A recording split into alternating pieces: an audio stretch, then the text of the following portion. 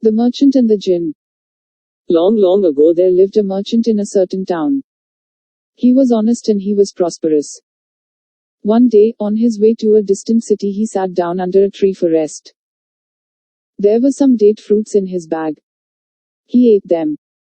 As he did so, he hurled their stones in this direction or that. Suddenly he heard a roaring sound. He saw a small coil of smoke before him. The smoke grew dark. A fearful form began to emerge from it. As the merchant feared, there stood a jinn before him. "I'll kill you," the jinn roared forth.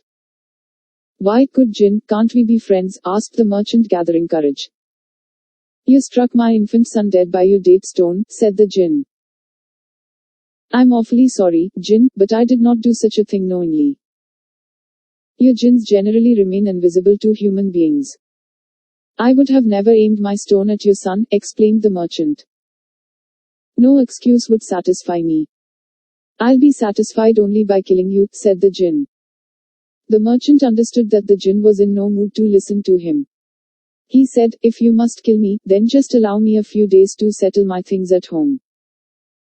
I promise to return this day next week." The jinn felt that the merchant did not mean to deceive him. He agreed to his proposal. The merchant paid up his loans, told his son how to take proper care of his business, and fixed his daughter's marriage. Then he took leave of his family and his relatives. In his town, there was not a soul who did not weep for him. Alone the merchant walked into the meadow and sat down under the tree waiting for the jinn. A moment later an old man who passed by, carrying a deer with him, saw him. "Why do you look so sad?" asked the old man. The merchant sighed and told him how he was waiting for his death. "I do not know another man who, true to his word, would have come back to be killed by the jinn," observed the old man. He decided to wait there for the jinn's arrival. Soon they reached another old man coming from another direction, 2 dogs following him. Sitting down for rest, he too heard the merchant's story and felt so deeply moved that he could not go away. There was a roaring sound, and out of a puff of smoke that grew dark and dense, appeared the jinn. "Come out and get killed," the jinn told the merchant. "Oh good jinn, will you not spare the life of this truthful merchant?" said the first old man. "Only if you knew what he has done to me," retorted the jinn angrily. "Good jinn, whatever the merchant did, he did unwittingly. But there are people who do wicked things in full awareness of the nature of their deeds. I have suffered such wickedness. Do you see this deer with me? Well, if I tell you the story behind it and if you find the story interesting enough, will you spare the merchant's life?" asked the first old man. "I can spare half of his life," promised the jinn. The old man told his story. "I married for a second time as my first wife did not bear me any child. A son was born to my second wife, and a bonny boy it was. I had to be away from my home for a full year when my son was in his teens. On my return, I did not see him or his mother. My first wife, shedding tears, told me that my second wife had died and my son had left home without telling her where he was going. I looked for my son here and there but in vain. However hard I tried to forget my anxiety, I could not. Days passed. Came the New Year's Day. My wife said that we should have a feast. She showed me a cow and proposed that it be killed. I had no objection to it. But the cow gave out such heart-rending lows that I told my servant not to kill it. But my wife insisted that it be killed. So it was. But something in my mind forbade me to eat its flesh. I gave it away to my neighbors. The cow had left a handsome and healthy calf behind. My wife now proposed that it be killed.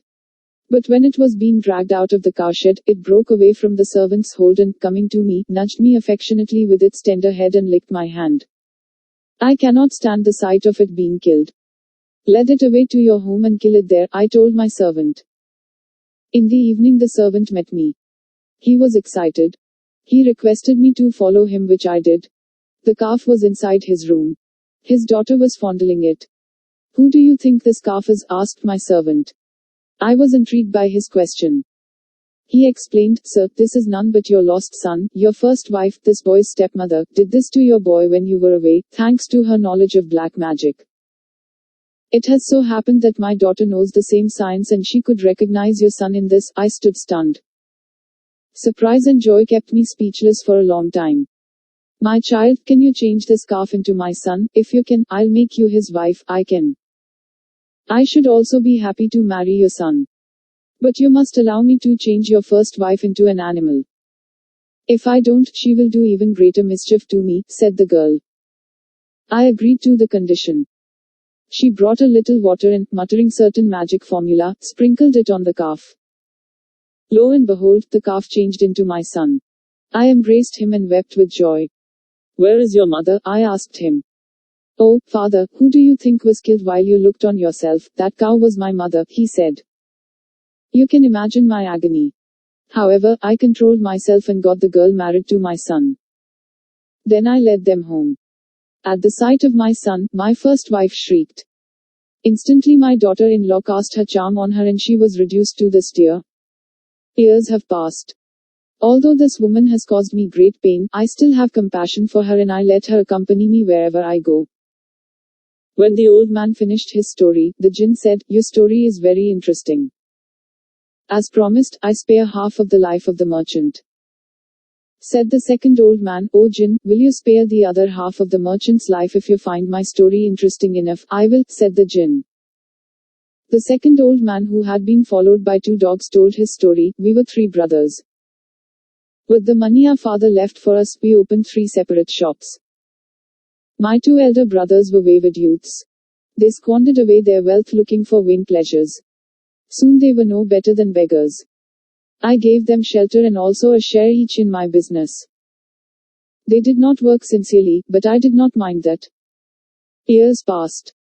They proposed that we go out for trading in lands beyond the sea. I was not willing, but as they repeatedly pleaded with me, I agreed to try it. They had not saved a pie. I spent half of my savings on buying merchandise and hiring a ship.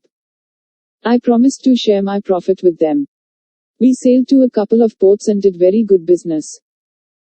The day we would set sail for our native town, a woman met me. She was in tattered clothes, but she was beautiful. Oh merchant, she spoke to me. I have no one in this world. Will you please take me with you? I assure you that you won't have regret for your kindness. Her look and her conduct and her words charmed me. I not only agreed to take her with me but also proposed to marry her. She consented and we married. My brothers grew terribly jealous of me. One night suddenly I woke up and found myself sinking in the sea, but the next moment I felt someone drawing me and soon I was on an island. They had thrown you into the sea while you were asleep, my wife who sat by my side informed me. Is that so? I could not say a thing more. Yes, I jumped into the water and drew you up here, she said.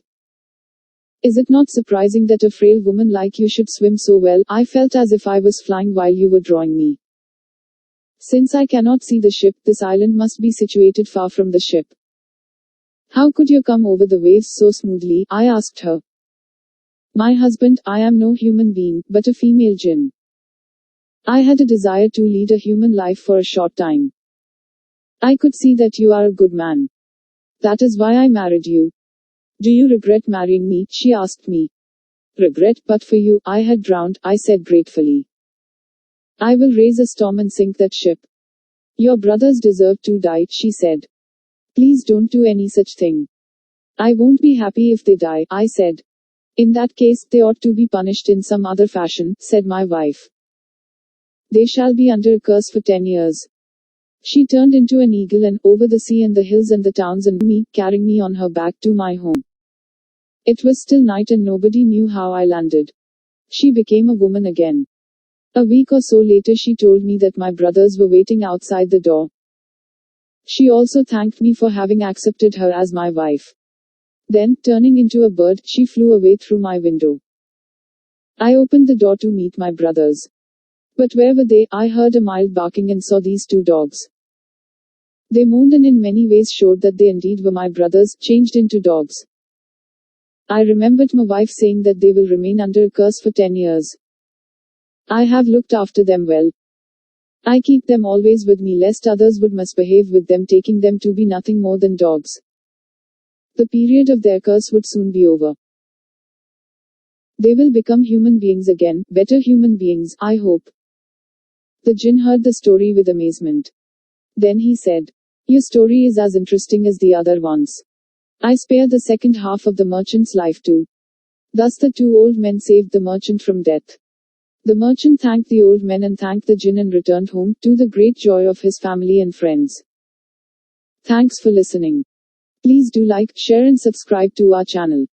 See you with another story.